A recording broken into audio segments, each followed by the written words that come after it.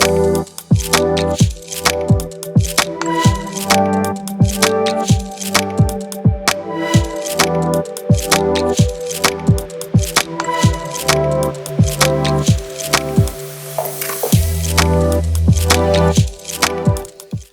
this point of our journey, we will go into the specifics of the course to obtain a private helicopter pilot license.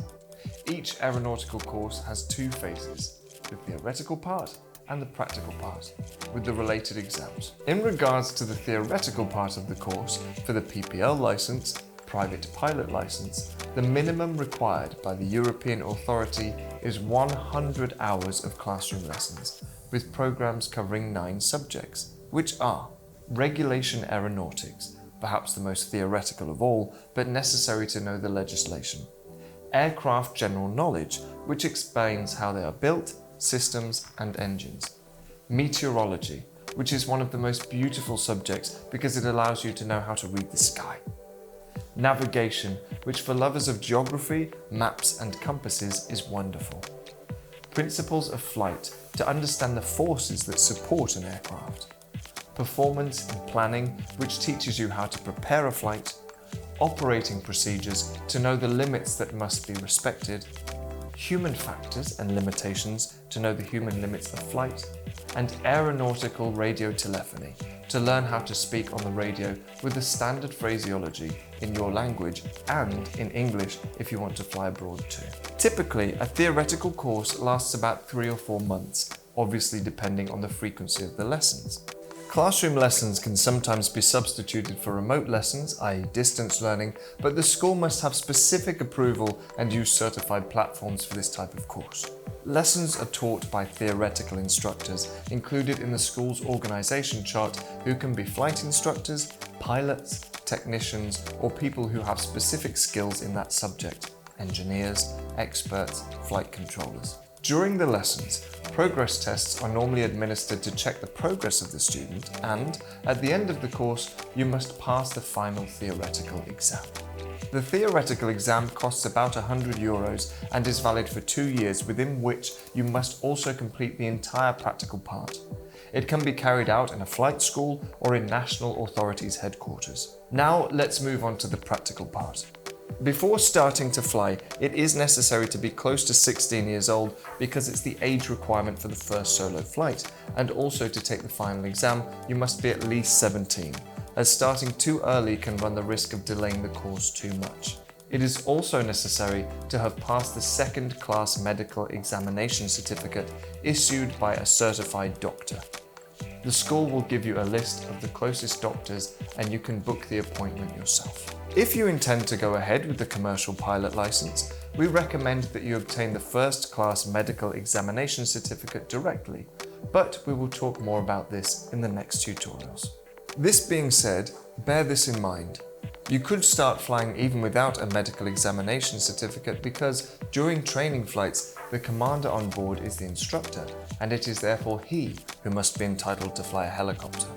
However, all schools recommend to do the visit before starting the course, to avoid wasting money if you have some parameters that do not meet the requirements. Furthermore, regarding this topic, there will be a specific tutorial in a few lessons, so stand by.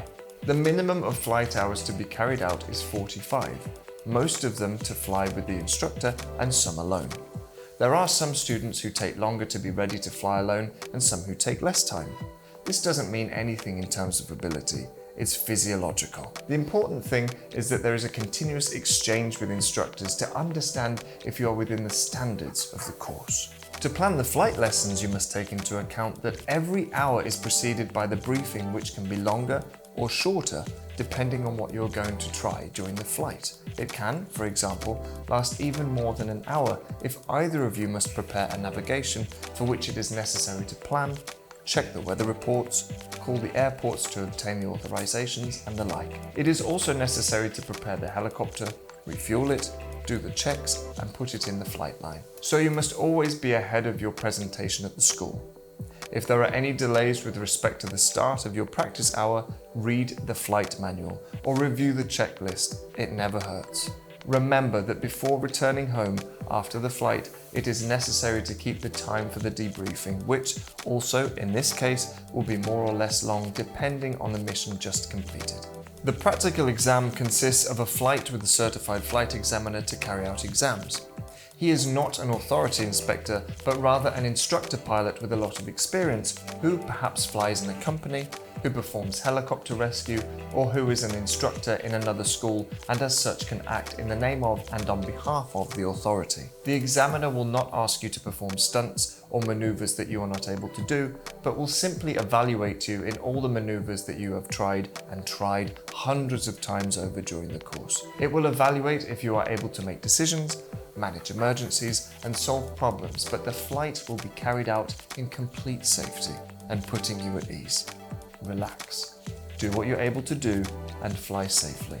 In regards to general timing, consider that between the theoretical and the practical part, it is always advisable to overlap the activities as much as possible. That is, to give a borderline example, that you cannot follow a whole theoretical course without having ever flown, because you will need to put all the theory that you have learned into practice, which serves to consolidate concepts, as it could be counterproductive to fly too many hours without having first started the theoretical course.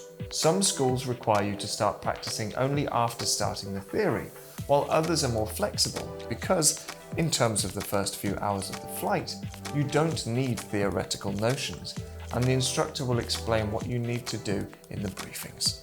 It is also a good idea that a student starts flying right away to see if actually being at the controls of a plane is what he expected. So if the theoretical course starts in September, but during the summer you want to fly a few hours before signing up permanently, nothing prevents it. But remember not to overdo it when dividing the two activities. Summary.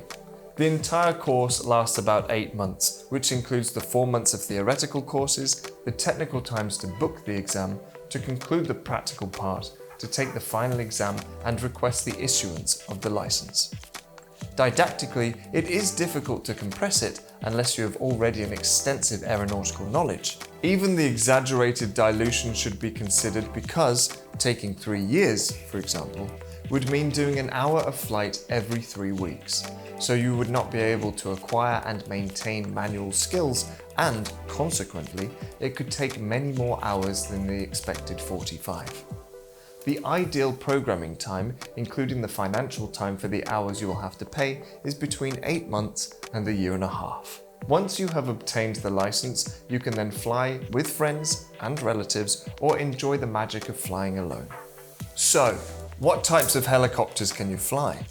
The course is always carried out on an SEP helicopter, single engine piston, which can be a Robinson 22, a gimbal Cabri, or a Hughes 300, or other types of helicopters of this class. However, unlike aircraft for the rotary wing, for every type of helicopter, even very similar to others, you will have to undertake a new rating, which normally, at least for single engines, both piston and turbine, includes a course of a couple of days of theory, 5 hours of flight with an instructor, and the final exam flight.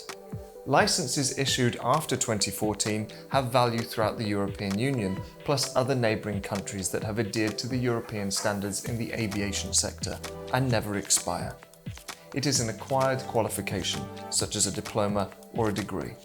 Of course, if you don't fly for a while, you will need to go back to a flight school and fly with an instructor before you can fly on your own again. Let's talk about costs. Most of the course amount is linked to the flight hours, so doing all the practical activity on an R22 or on a Hughes 300 or on a Robinson 44 can significantly change the total. We can anticipate that the estimates range from approximately 22,000 to 27,000 euros depending on the vehicle used. Remember to ask the school what costs are included and excluded and on what means you will do your training.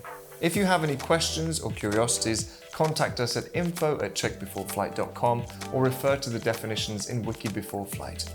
Happy landings.